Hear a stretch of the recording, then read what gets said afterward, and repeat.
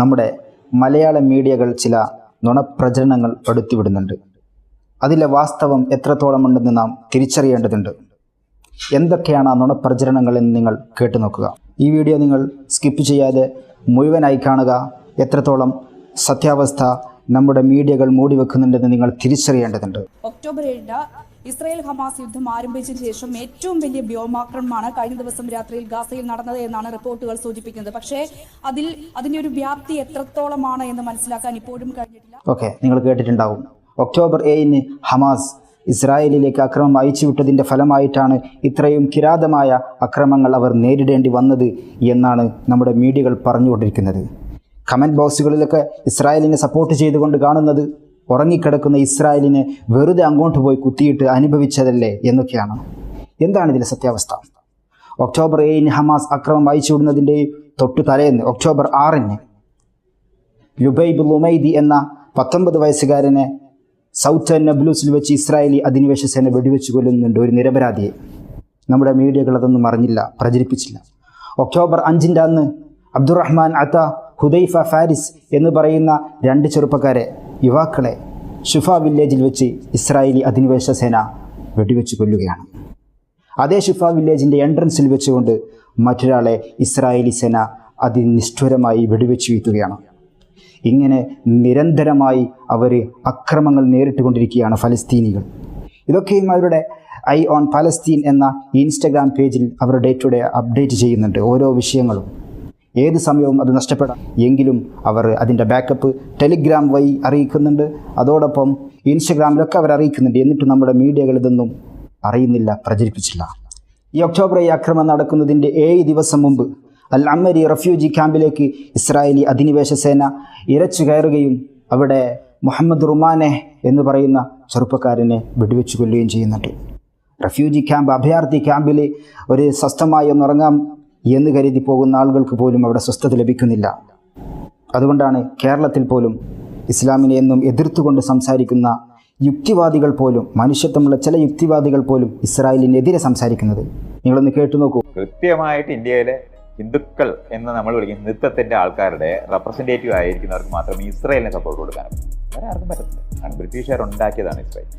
പാലസ്തീനിൽ ഉണ്ടായിരുന്ന ജനത ആയിരക്കണക്കിന് വർഷമായിട്ട് അവിടെ ജീവിച്ചിരുന്നോണ്ടിരുന്നത്. അവിടുന്ന് ഇവിടുന്നും എല്ലാ സ്ഥലത്തു നിന്നുമുള്ള ജൂതന്മാരെ ശരിക്കും പറഞ്ഞ് എരികേറ്റി അവിടേക്ക് എത്തിച്ച് ടെൻ്റ് അടിച്ച് നമ്മുടെയൊക്കെ വീടിൻ്റെ വാതൊക്കെ കൊണ്ടുവന്ന ഒരാൾ 2000 കൊല്ലം മുമ്പ് ഞങ്ങൾ ഇവിടെ നിന്ന് ഇറങ്ങിപ്പോയാണെന്ന് പറഞ്ഞിട്ട് ടെൻ്റ് അടിച്ചാൽ എന്താണോ ഉണ്ടാകുന്ന പ്രശ്നമാണ് നമ്മൾ അനുഭവിക്കുന്നത്. ആ ഗാസയിലുള്ള ആൾക്കാരുടെ മണ്ടയിലെ അവരെ ദിവസവും ശ്വാസം മുട്ടിച്ചിരിക്കുന്നു. എന്നാൽ എതിർക്കുന്ന ദിവസം ഇപ്പം ഹമാസ് അതിനെ എതിർക്കുന്നു എന്ന് പറയുമ്പോൾ അതിന് തലേന്ന് വരെ ദിവസവും ശ്വാസം മുട്ടി നിൽക്കുന്ന മനുഷ്യരാണത്. അത് കൂരിയെ പിടിക്കാൻ തുടങ്ങിയപ്പോൾ അത് കുത്തി എന്ന് പറയുന്നതാണ്, കുത്തിയ ഒരു മഹാഭീകരനാണെന്ന് പറയുന്നതാണ് ഹമാസ്. എന്താണ് അദ്ദേഹം പറയുന്നത്? കൂരയെ അതിൻ്റെ മാളത്തിൽ കയറി പിടിക്കുമ്പോൾ അതൊന്ന് കുത്തുന്നത് സ്വാഭാവികമാണ്. ഏട്ട എന്ന് പറയുന്ന മത്സ്യം അതിനെ പിടിക്കുമ്പോൾ അതിൻ്റെ കൊമ്പ് കൊണ്ടൊന്ന് കുത്തുന്നത് സ്വാഭാവികമാണ് എന്ന് കരുതി ഏട്ട വലിയ ഭീകരജീവിയാണെന്ന് ലോകത്ത് വരുത്തി തീർക്കുന്നത് പോലെയാണ് ഹമാസിൻ്റെ ഈ പ്രതിരോധം. അവർ നിരന്തരമായ അക്രമം നേരിട്ടുകൊണ്ടിരിക്കുകയാണ്. അപ്പോൾ പ്രതിരോധിക്കുന്നത് സ്വാഭാവികമാണ്. എന്താണ് ബഹുമാനപ്പെട്ട രമേശ് ചെന്നിത്തല പറയുന്നതെന്ന് കേട്ടു നോക്കൂ. കഴുത്ത് ഞെരിച്ച് കൊല്ലാൻ ശ്രമിക്കുമ്പോൾ ചിലപ്പോൾ അവർ പ്രതികരിച്ച് കാണും. ആ പ്രതികരണം ഒരിക്കലും ഒരു തീവ്രവാദ പ്രവർത്തനമായിട്ട് ഞാൻ കാണുന്നില്ല. ഹമാസിന്റേത് തീവ്രവാദമല്ലെന്ന് രമേശ് ചെന്നിത്തല. അതെ, ഒരാളുടെ കഴുത്തിൽ കയറി പിടിക്കുമ്പോൾ, മരണത്തോട് മല്ലിടുമ്പോൾ പ്രതിരോധിക്കുന്നത് സ്വാഭാവികമാണ്. അതുപോലെയുള്ള ഒരു സ്വാഭാവിക പ്രതിരോധമാണെന്ന് ഹമാസ് തീർത്തിട്ടുള്ളതെന്ന് നാം മനസ്സിലാക്കേണ്ടതുണ്ട്. അതോടൊപ്പം ഗൗരവമേറിയ ഒരു വിഷയം നാം മനസ്സിലാക്കേണ്ടത്, ഇതിൻ്റെയൊക്കെ ആഴ്ചകൾക്ക് മുമ്പ് തന്നെ ഇസ്രായേൽ ഈ ഒരു അക്രമത്തെക്കുറിച്ച് പ്ലാൻ ചെയ്തിരുന്നു എന്നുള്ളൊരു വസ്തുതയാണ്.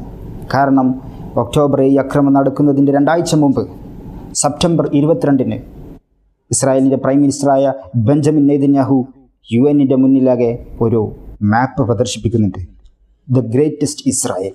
അതിൽ ഇന്നത്തെ സ്റ്റേറ്റ് ഓഫ് പാലസ്തീനും ഗോലാൻ കുന്നുകളും മുഴുവനും മായ്ച്ചു കളഞ്ഞുകൊണ്ട് ഒരു ഗ്രേറ്റസ്റ്റ് ഇസ്രായേൽ, അതിവിശാലമായ ഇസ്രായേൽ. അതിൽ ഫലസ്തീനില്ല. അതിൽ ഗോലാൻ കുന്നുകളെല്ലാം പിടിച്ചെടുത്തുകൊണ്ട് വലിയൊരു ഗ്രേറ്റസ്റ്റ് ഇസ്രായേൽ എസ്റ്റാബ്ലിഷ് ചെയ്യുമെന്ന് അദ്ദേഹം അന്ന് പ്രഖ്യാപിച്ചിരുന്നു.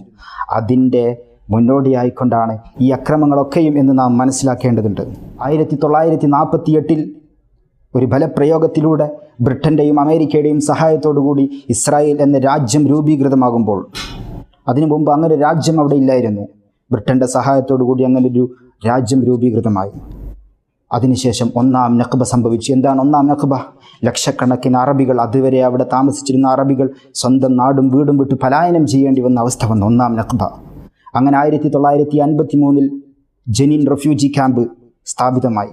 അഭയാർത്ഥികൾ തിങ്ങിത്താമസിക്കുന്ന ലോകത്തിലെ വലിയ ഒരു അഭയാർത്ഥി ക്യാമ്പുകളിലൊന്നാണ് ജനീൻ റെഫ്യൂജി ക്യാമ്പ്. എന്നാൽ ഒക്ടോബർ 7 ആക്രമണം നടക്കുന്നതിൻ്റെ മാസങ്ങൾക്ക് മുമ്പ് ഇസ്രായേൽ അധിനിവേശ സേന അർദ്ധരാത്രി ജനീൻ റെഫ്യൂജി ക്യാമ്പിലേക്ക് ഇരച്ചു കയറുകയും അവിടെ വലിയ ആക്രമണം അയച്ചുവിടുകയും ചെയ്തിട്ടുണ്ട്. ഇത് അൽ ജസീറ പോലെയുള്ള പത്രങ്ങൾ അത് റിപ്പോർട്ട് ചെയ്തതാണ്. ഇങ്ങനെ അഭയാർത്ഥി ക്യാമ്പിലോ സ്വന്തം വീടുകളിൽ പോലും സ്വസ്ഥതയില്ലാതെ ഫലസ്തീനിലെ അറബികൾ കഷ്ടപ്പെടുമ്പോൾ പ്രതിരോധിക്കുന്നത് സ്വാഭാവികമാണ്. അത്തരത്തിലൊരു പ്രതിരോധം മാത്രമാണ് അന്ന് ഹമാസ് തീർച്ചിട്ടുള്ളത്.